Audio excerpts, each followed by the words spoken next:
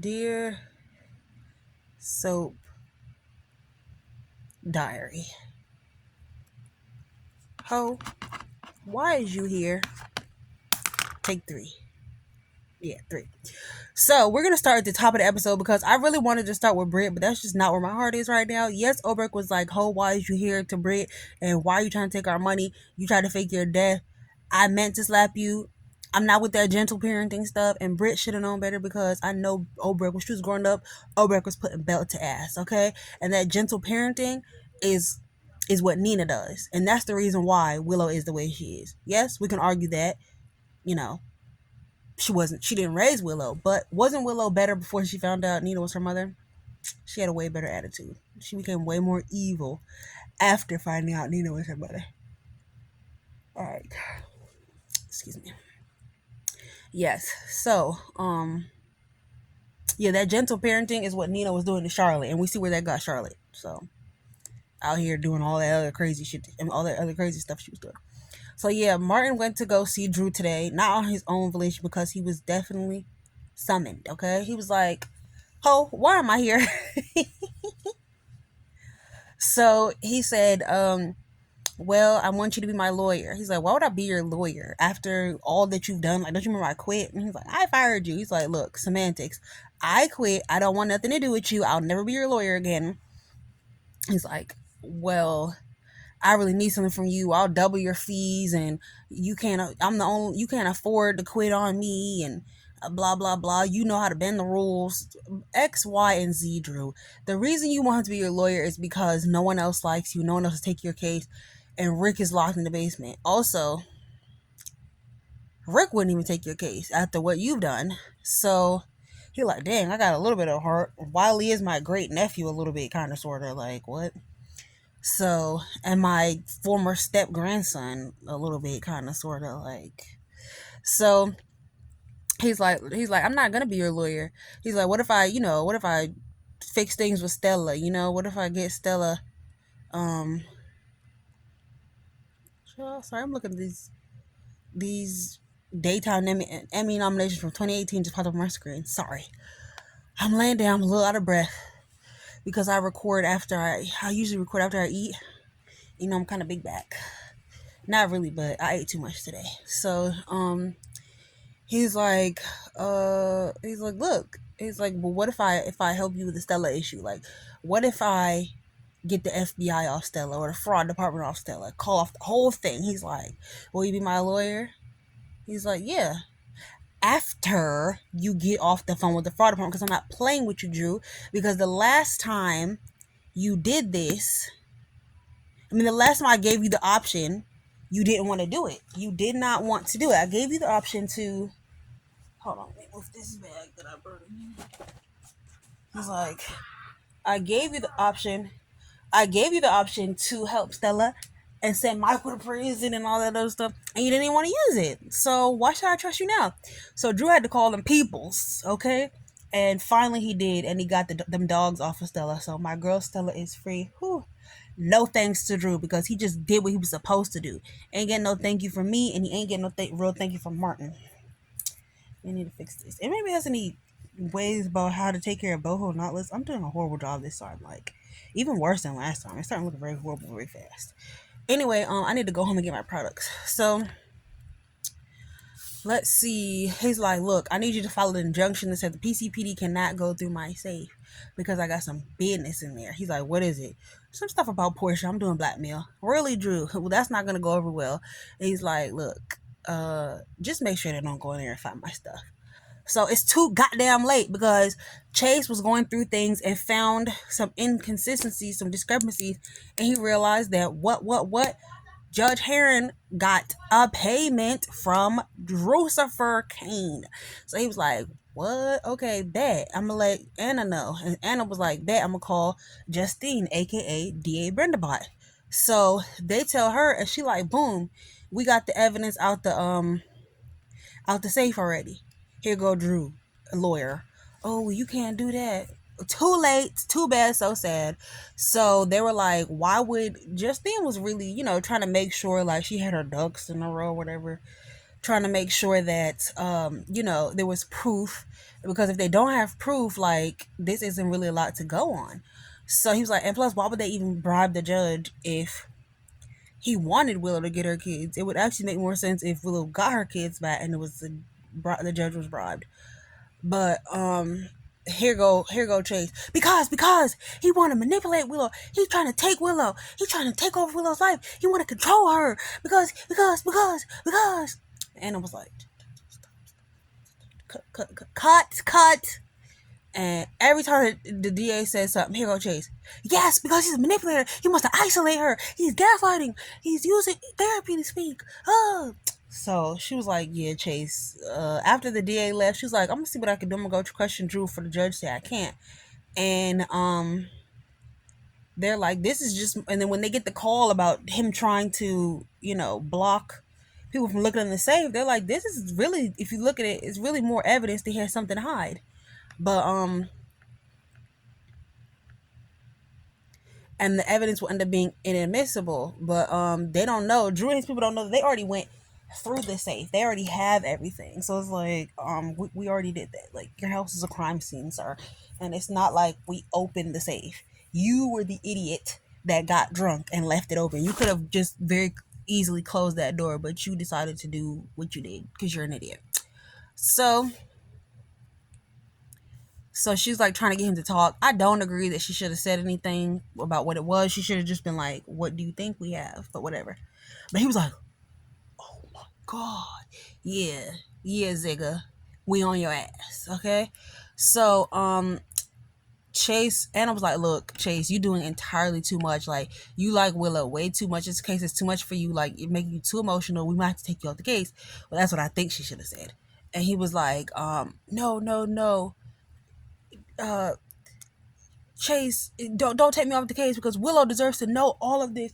I'm gonna help her because Drew is taking advantage of her, and she deserves to know that she lost her kids because of Drew. Drew's the worst. Blah blah blah. She like, yeah. Maybe Shirley does know that, and that's probably why she went over there and shot Drew. Yep, she did the pew pew. And he's like, no.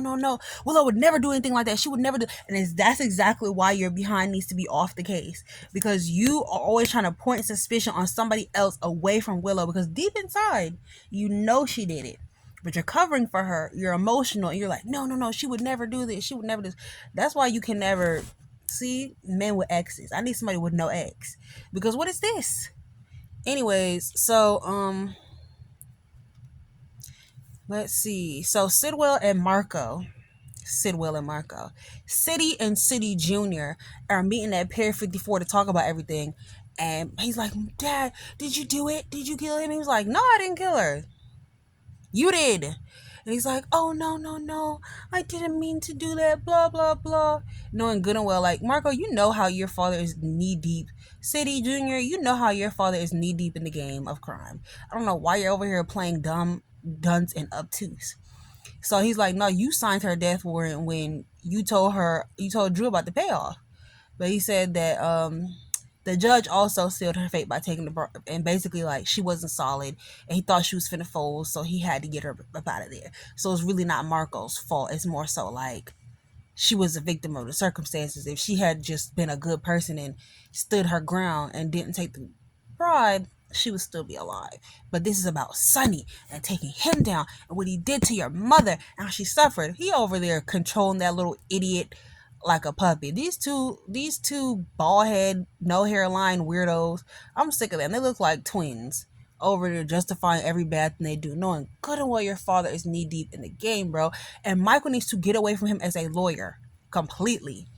So he over here telling him like his alibi is flimsy. And they're like, the judge incident is closed. Never betray me again. He really telling him his business. That's why you can't trust him, because attorney-client privilege means what? When you telling your dad the alibi is flimsy, you shouldn't have told him nothing.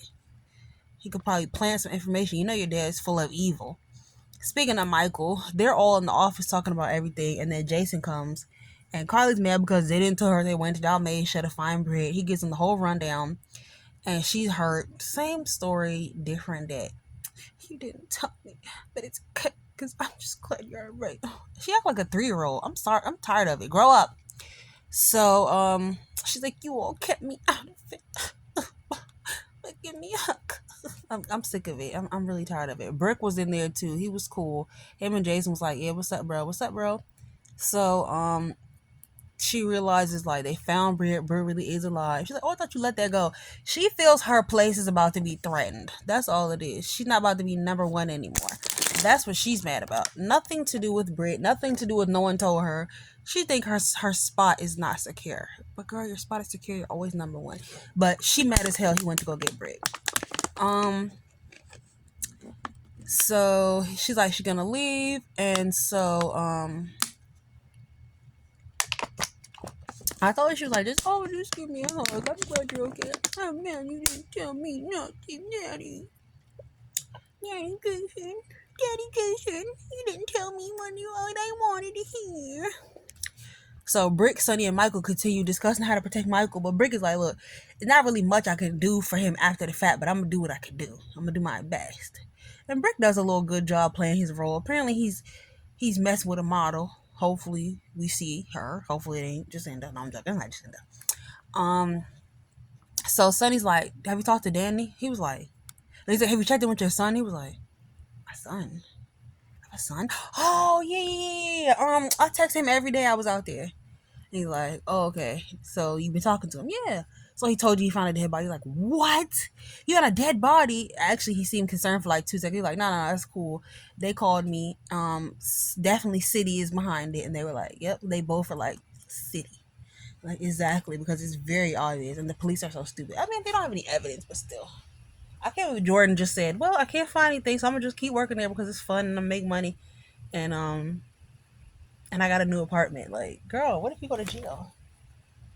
Really need help with these braids, gods, if you have any solutions. Then Obrecht and Britt are talking at the house, and she's like, "Oh, why is you here?" And they're like, "Say sorry to her, say sorry to her." And she's like, Nina was like, "You need to believe this is a miracle. You grieved." I'm good. You grieved for her all this time. Like, focus on the miracle. Don't focus on the fact that she lied. Like, apologize to her. Say you're sorry. And Robert was like, okay. Brooke was like, you're not even sorry. I bet you're not sorry. And she's like, yeah, I'm sorry. Sorry that I wasted 1 second grieving for your dust. Yes. No, I'm joking. But yeah, I can see where Oberk was kind of coming from because she already lost a child. And she said, thinking about Britt dying in her arm for almost 3 years. And she already lost a child. So she already knows what that feels like. And she's so hurt and upset and stuff like that. So she's like, now it turns out your death was all a lie. She's like, I cried for over 2 years. All I thought about was your death, the very moment that you died, or what life would be like if you were still here. And now it turns out that all this was a lie. It was just like, I just wasted my time. This was just cruel and selfish punishment. You're as selfish as your father, Faison. She's like, no, Mutter. It's, how is Mutter? Mutter. And no, Mutter. I'm exactly like you. I'm evil like you. You raised me to be an evil monster. And now I'm just living up to my name. And it was just giving 2013. Like, it was too much because it just, I don't know. It feels like they regressed a bit. So, she was like, she didn't want to waste the little time that she had left worried about Obrecht and her feelings and making her feel better about the Huntington diagnosis and her death, and instead of living her life for her. And in a sense, I can understand what she was saying, because if I was dying or whatever, I wouldn't, my family it would just sometimes like be too sad. Like, just let's hang out and relax. Let's not think about this the last time we're going to be together.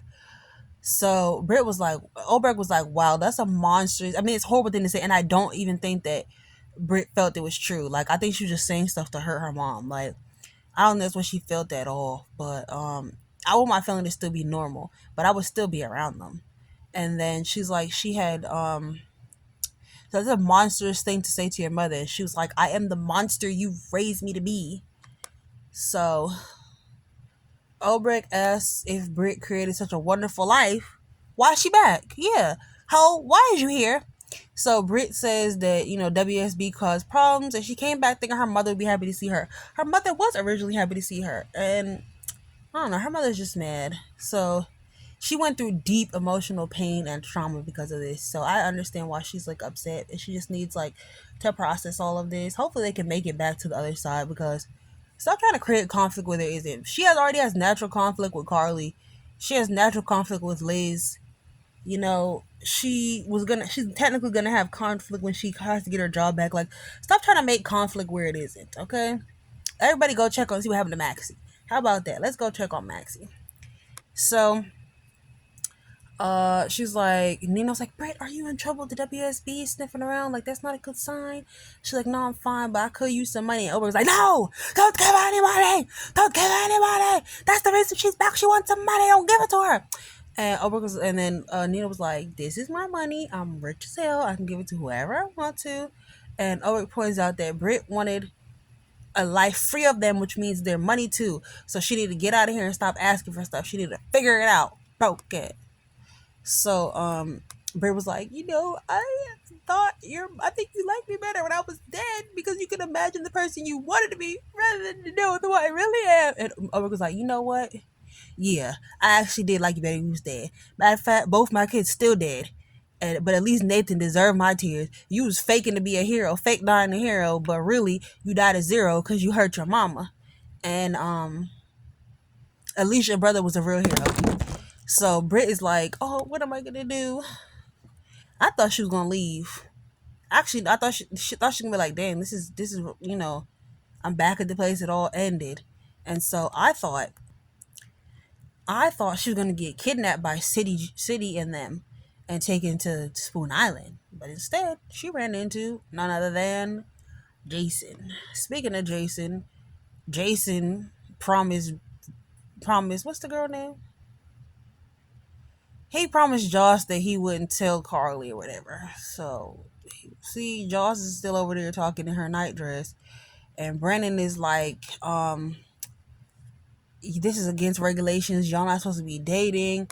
If this was regular, like, I would document this and you guys would be sent to different hemispheres of the world. But I need you both in Port Charles. Josh, you gonna go back to school, and Vaughn, after we sent off Colette to Steinmauer or to the Hague, you are gonna be my next in charge. You're getting promoted. And they're like, why the hell is he promoted? He's like, cause you already know people in Port Charles. You kind of already good here, so we just gonna let you do it for now until we can get somebody else up to speed. Josh, your ass going right back to the classroom. And he's like,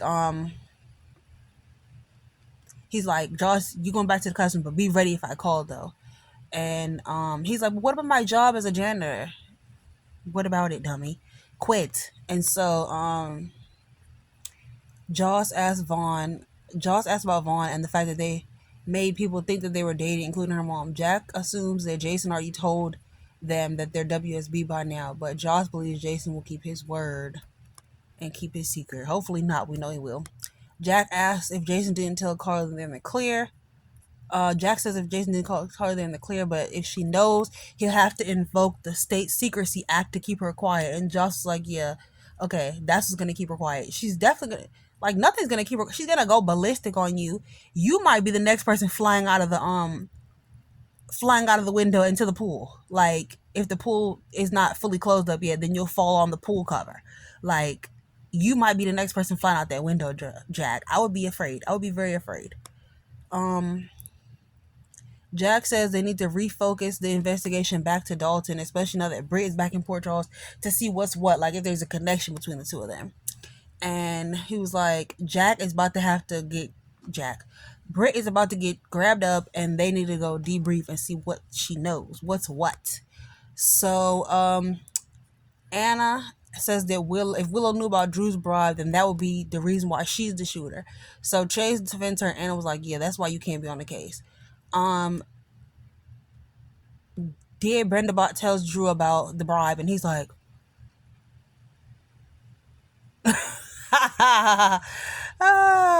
and Brick tells Sonny he got to get back to LA to be with his model. Jack tells Josh she got 24 more hours to screw on all she wants before they have to be separated. Okay, he feels for them. He knows what it's like to be in love or whatever the hell it is that they're in, and he's like, you guys have 24 more hours to screw, and you got to get out of here, bitches. So, Albrecht is hurting, and Nina's like, I'm sorry you're hurting, Aunt Liesel, but I know you love your daughter. And she's like, I do love my daughter, but I don't know if I can I'll never forgive her. So that's it. That's the whole damn episode. Did y'all like it? Was it good to y'all? It was cool. It was alright. It was what it was. Um, the only parts I like were the parts with crazy enough. The only parts I really scenes I enjoy were like the ones with Drew, but that was just getting Drew to back off of Stella, and then Martin getting more money, because I'm always in favor of Martin getting money and getting out of Laura's house, mooching on. I mean, utilizing her kindness. I'm always in favor of Martin getting more money because I love Colonel Martin. There was no Lulu in this episode, thank God. Carly was annoying, but we really didn't get to see her that much. And Jason found out what's going on with his kids. He's like, my kids, what the hell? But he's back with Brie as usual. And then that was my favorite parts. The parts where Drew gave in and then Drew got caught. And so now they think he shot they think he has something to do with Judge Heron's death. They think he bribed the judge. So it's perfect. Drew's finally hopefully going down. They better not botch us and screw this up like, oh, the judge said no, we can't look in Drew's stuff. All the items from Drew's safe are inadmissible. No. No. No. No. No. We need to see Drew on trial. There's a court set. Use it. All right, so that is my thoughts on today's episode. Drew needs to go down. I'm glad he's getting taken down peg by peg by peg by peg, because now he'll be implicated in blackmailing and murder. And he's left, now he doesn't have any evidence on Portia or Stella, and he can leave the black people alone. Okay, fight this battle with Curtis. Stop being a raisin and going after black women. Anyway, y'all, that's it for this episode. Good night, y'all. Sincerely, Soap Diary. Thanks for watching. Love ya.